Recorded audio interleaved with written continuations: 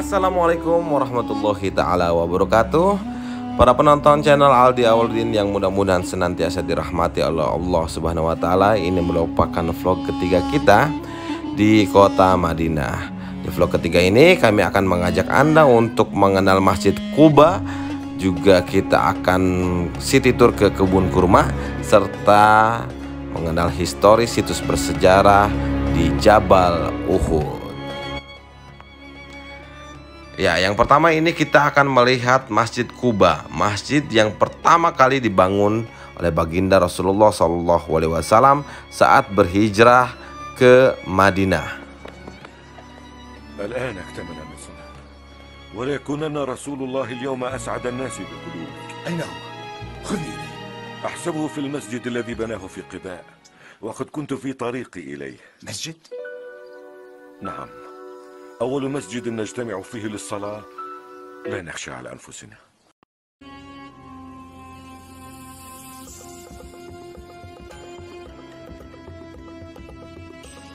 Ya, jadi diriwayatkan bahwa Masjid Quba dibangun oleh baginda Nabi besar kita Muhammad SAW saat akan hijrah ke Quba dan transit di daerah Quba dekat kota Madinah.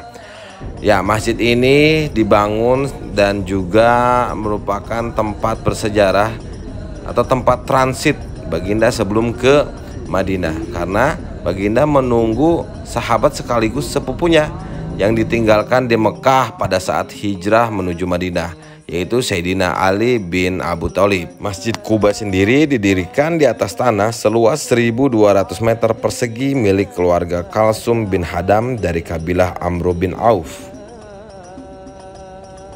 Jadi setelah beliau hijrah dan meninggalkan Ali bin Abi Thalib yang rela tidur di kasur Nabi untuk mengelabui kaum Quraisy yang ingin membunuh Nabi, akhirnya Nabi transit di Quba dan juga membangun Masjid Quba, bahkan ikut terlibat dalam proses pembangunannya. Ini interior di dalam Masjid Quba itu sendiri ya. Kita bisa lihat. Jadi pada saat saya berkunjung ke Masjid Quba itu kisaran pukul 9 pagi ya. Dan hanya mendirikan sholat tahiyatul masjid dan juga sholat duha di sana. Juga nampak para jamaah dari negara-negara lain yang ikut atau juga mendirikan sholat di Masjid Quba.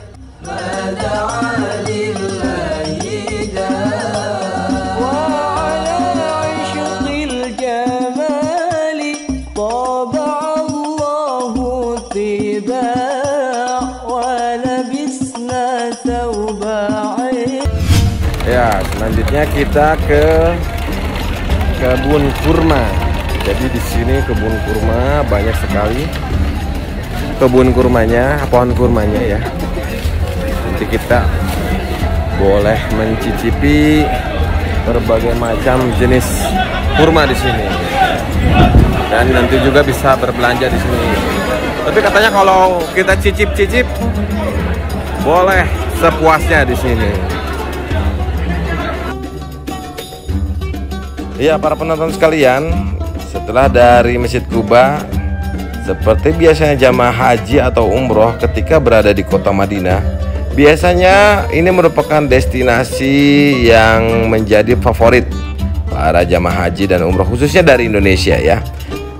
Ya, kebun kurma ini milik keluarga Abdul Rahman Al-Harbi yang luasnya sekitar 25 hektar dan terdapat sekitar 1.600 pohon kurma dan panennya setahun sekali. Masya Allah.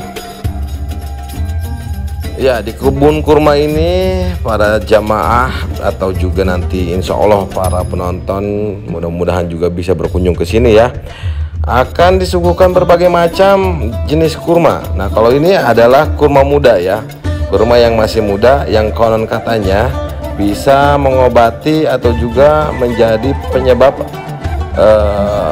belum punya keturunan atau mandul ya. Di sini dia bilang kurma muda, obat mandul seperti itu. Dan kalau favorit saya sendiri adalah kurma ajwa ya, kurma Nabi tentunya. dan memang harganya rada lumayan ya. Bisa sampai 600 dan juga 700.000 per kilonya. Assalamualaikum, balik lagi di channel Aldi Awaludin. Ya, di belakang saya ini adalah Gunung Jabal Uhud. Dimana Gunung Jabal Uhud ini merupakan gunung satu-satunya yang ada nanti di surga. Ya Allah, Masya Allah, Alhamdulillah kita masih diberikan kesempatan untuk melihat gunung yang ada di surga. Nanti Jabal Uhud ini adalah merupakan medan peperangan ketika perang kedua baginda Nabi besar Muhammad SAW berperang dalam memperjuangkan agama Islam. Ya, para penonton sekalian, selanjutnya kita ke Gunung Uhud ya. Gunung Uhud sendiri direwayatkan menurut hadis Bukhari adalah, jika kita hendak melihat bukit yang terdapat di surga, maka ziarahlah Gunung Uhud. Direwayatkan di hadis Bukhari Muslim. Ya, selain menjadi gunung yang nanti insya Allah kita lihat di surga, Uhud sendiri menjadi saksi bisu atas terjadinya perang kedua dalam tahun ketiga Hijriah saat baginda hijrah ke Madinah dari Mekah. Uhud merupakan peperangan dahsyat kedua di awal-awal Nabi hijrah di Madinah. Perang Uhud terjadi di tahun ketiga Hijriah masa kenabian yang sudah hijrah di Madinah. Perang Uhud merupakan ajang penuntutan balas atas kekalahan kafir Quraisy di bawah pimpinan Abu Sufyan, dan juga kali ini kafir Quraisy menurunkan panglima terhebatnya, yaitu Khalid bin Walid. Ya, karena sebelumnya para petinggi Quraisy banyak yang gugur, yakni seperti Abu Jahal, lalu ada Utbah bin Rabi'ah, dan juga Umayyah juga gugur pada saat atau tewas pada saat perang Badar, sehingga para kafir Quraisy di bawah pimpinan Abu Sufyan melakukan pembalasan yang akhirnya pertempuran ini pun terjadi di lembah Uhud di bawah kaki Gunung Uhud. Di perang Uhud sendiri, pertempuran antara kaum muslimin dan kafir Quraisy, dengan kaum muslimin berjumlah 700 orang dan kafir Quraisy berjumlah sekitar 3.000 orang. Ya, para penonton sekalian, kalau para penonton melihat di bukit itu ada orang-orang, nah itu adalah Bukit Uhud yang pada perang Uhud menjadi pos pemanah yang diwasiatkan oleh Nabi untuk tidak bergerak dan melakukan serangan. Ya, para penonton sekalian, pada awal perang memang sepertinya akan dimenangkan oleh kaum muslimin karena pasukan infanteri atau pasukan yang berjalan kaki di bawah pimpinan Abu Sufyan lari kocar-kacir karena menerima serangan dari pemanah yang berada di pos yang sudah diwasiatkan oleh Nabi, yaitu pos di Bukit Uhud ya. Namun karena tergoda oleh harta rampasan perang yang ditinggalkan oleh kafir Quraisy, mereka menuruni bukit, padahal itu sudah dilarang oleh Nabi.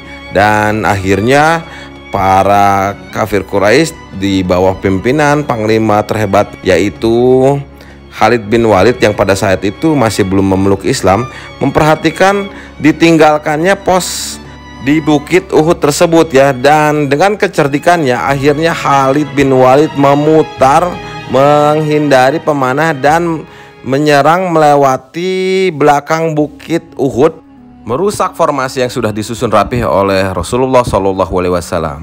Sehingga pada pertempuran Uhud tersebut, paman Nabi Hamzah bin Abdul Muthalib radhiyallahu anhu gugur syuhada ditombak oleh budak dari Habasyah yang bernama Wahsy.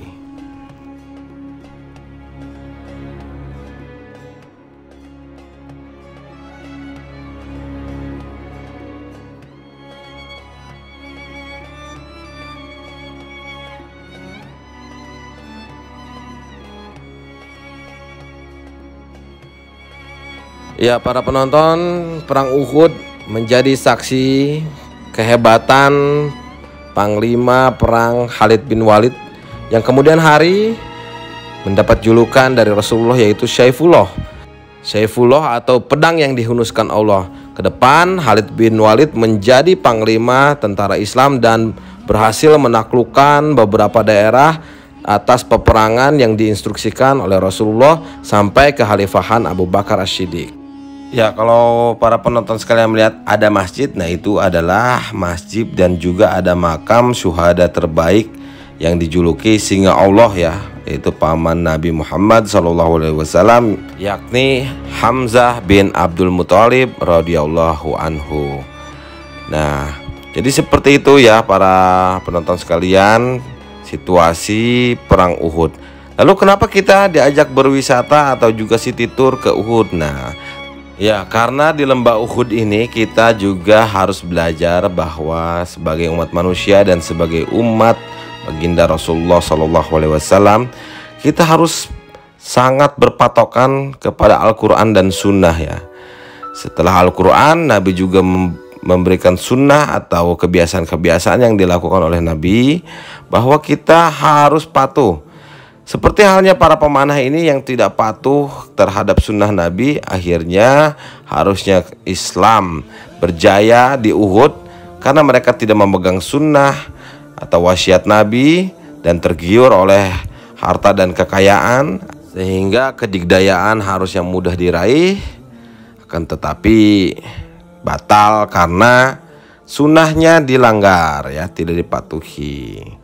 Itu sepenggal kisah dan intisari yang bisa kita dapatkan di perang Uhud, atau yang menjadi saksi perang Uhud ini adalah Bukit Uhud atau lembah Uhud sendiri, sehingga harus menewaskan, diriwayatkan sekitar 70 sahabat Nabi meninggal dunia menjadi syuhada di perang Uhud ini.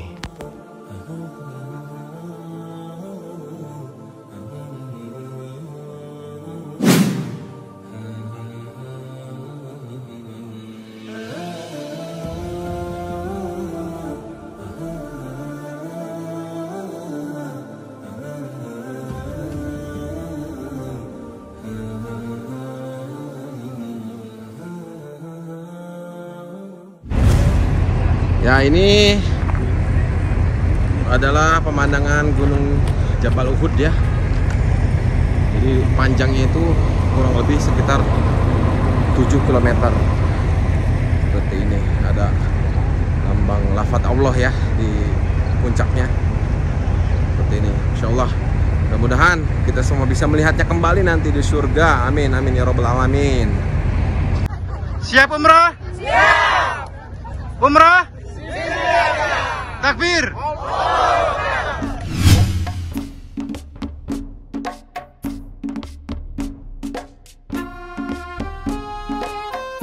Ya, para penonton yang dirahmati oleh Allah Subhanahu wa taala, itu tadi ya sejarah tentang Kuba, lalu kita ke kebun kurma, dan terakhir kita ke Jabal Uhud. Saksi sejarah perang Uhud yang pernah terjadi di tahun 3 Hijriah. Ya, alhamdulillah ini hari terakhir saya di Madinah. Ya Allah, ya Rabbi, ya Rasulullah. Mudah-mudahan hamba bisa berkunjung lagi, dan mohon maaf ya, saya posting sering bukan bermaksud ingin menyombongkan diri, tapi insya Allah niatnya untuk sedikitnya mengobati rasa rindu kaum muslimin sekalian di Indonesia khususnya. Dan mudah-mudahan semua yang belum pernah kesini, saya doakan insya Allah mudah-mudahan kesini. Sekali lagi niatnya hanya berbagi cerita, dan mudah-mudahan setidaknya membuat warga atau sahabat ataupun juga para followers ikut merasakan suasana di Madinah ya. Dan doakan insya Allah sebentar lagi saya akan melaksanakan ibadah umroh. Mudah-mudahan saya kuat dan istri juga kuat, adik juga sehat, lancar dan mabrur. Amin ya robbal alamin. Labbaik Allahumma labbaik, labbaik la syarika lak labbaik. Alhamdulillah wa syukurillah, tawaf sudah selesai ya Allah. Mudah-mudahan doa-doa hamba.